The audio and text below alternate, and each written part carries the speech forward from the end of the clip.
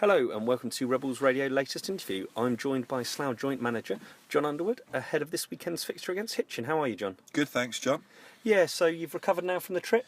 Yep, put that behind us now. We're very much looking forward to tomorrow's game. And what have you been doing this week? Did you train last night?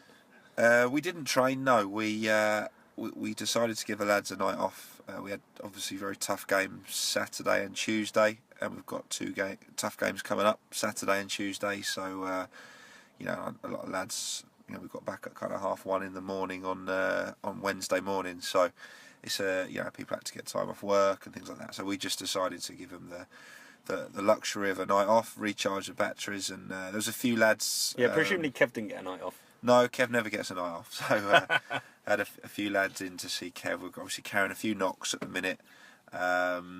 So we got a few in for some treatment, and which was fairly positive. The news we got back, we're hoping to have everybody available on Saturday.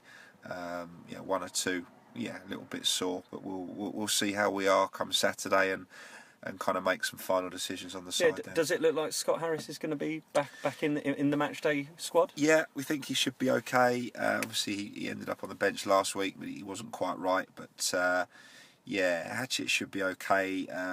Searsy picked up a knock on Tuesday. Obviously, Luke Knight got a dead leg and had to come off right at the end of Saturday's game. So they're kind of knocks, more than anything too serious. We've got to just work out, are they, when they say they're fit, are they 100% or are they 90%, and just make decisions on what's the right way to go. Presumably Tom and Guy, just from being unavailable, are available Saturday? Yes, yeah, we have. We should have everyone available. We should, and it makes it difficult in terms of selection, but this is where we've wanted to be for a long time, really, where we've got these tough decisions, and we should have a full bench, and they're all players that you'd happily start. So you're going to have to leave anyone out? Well, it depends. If one of the lads struggling, we've got 17 players. If we're absolutely convinced that everybody's fit, we'll have a decision to make there. But it'd be nice to be in that situation. There's been plenty of times we've sat here talking, moaning about injuries. So pleased that that's not the case, and touch wood that can continue. So with that whole situation, what's more important on Saturday? Is it a good performance? Is it 3 points? It's always 3 points. If you offered now a poor performance and a 1-0 win, then bite your hand off. We're in the business, in the results business. We're at a key stage of the season where we want to run, string a run of wins together.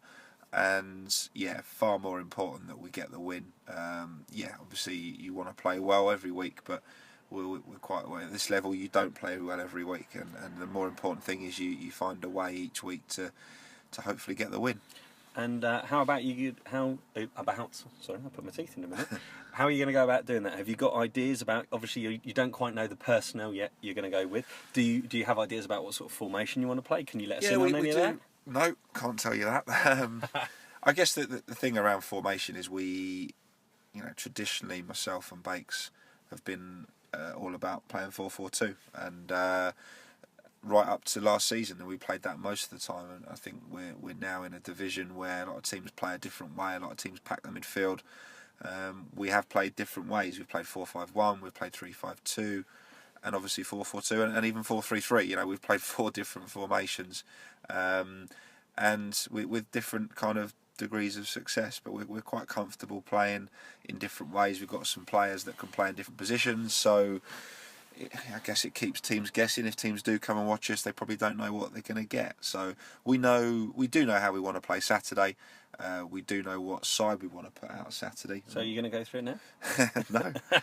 No. But obviously, we just, as I say, want to just see how one or two are on Saturday, and hopefully we can play exactly how we want to play. And talking of going to watch other teams, I know you went to watch Hitchin at Topfield. What did you make of them? Yeah, we've seen them twice. Me and Bakes went to watch them. They beat Porton 1-0 early in the season, and then Bakes went again recently when they lost in the trophy replay against Burnham. So to be honest, two very different performances. They did very well in the home game that they won against Portland. They really worked hard. They worked hard for each other. They were a 4-5-1 that night, and looked very difficult to play against, and deserved their win. So we were quite impressed that night. They started the season really well. Obviously, they've dropped off a bit in terms of results more recently, and I know when Bakes went to see them, I think it's fair to say they weren't as impressive. No, then they've had a bit of change personnel recently as well. Yeah, they've brought a couple in. They've brought in Nat Peacock, who got a lot of goals for Barton at the level below. And I know he played up front on Tuesday with Brett Donnelly, who we know well from his Biggleswade days. So, yeah, if they play those two up front, they'll be a threat. I know they've got the keeper in, Charlie Horlock from Wickham, who was one that we looked at when we were looking to bring a keeper in. So we know he's a decent keeper. So, and I believe they've got one or two back from injury and suspension on Tuesday. So, I think they put in a much better performance Tuesday from what we hear. They were very close to winning at Hitchin, who are going very well at the minute. So, yeah, we're not. You can't be fooled by their recent results. It's going to be a tough game Saturday. On another note, have you heard anything else about fixtures? Obviously, St Neots won in the trophy, so you won't go to them next weekend. Has there been anything sorted about that?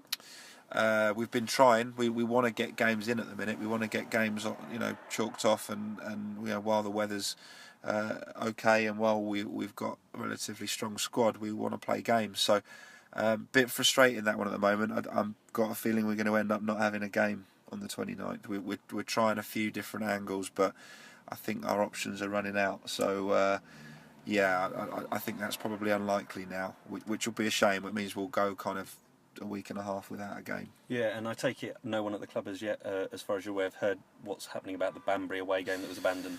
No, not a thing. Crazy, really, isn't it? We haven't heard anything, to be honest. As we've said many times, we believe we should be getting those points, and we'd like to see those points added to our total as quick as possible. But if I'm honest, the longer it goes, I'm beginning to think we might be going back there to play the game again. Okay. Talking of points, out these two games coming up over the next 4 or 5 days, what would be a good target for you? 6 points? Yeah, well, you've got to. Don't matter who we're playing in these two games, you target 6 points. That's not anything disrespectful about the two sides we're playing. We're in a position now where we need to push on in the league. We want to get close to those playoffs, as Hitchin and Chippenham do, to be fair, so they'll be thinking exactly the same. But these are the sides we need to win and stay above. And so, yeah, we'll aim for 6. 4 is always a good return from 2 games, but when you're at home, you go into every game trying to win it. So I don't think you'd expect me to say anything different. We've won our last 2 league games at home, and we've got a lot of league home games coming up. So we're trying to get a real run going and some momentum going. So, yeah, 2 wins would be massive for us. Well, let's hope we can turn Holloway's Park into a fortress. Look forward to coming on that journey with you. Thank you very much once again for your time, and we'll catch up with you soon. Okay, cheers, John. Cheers.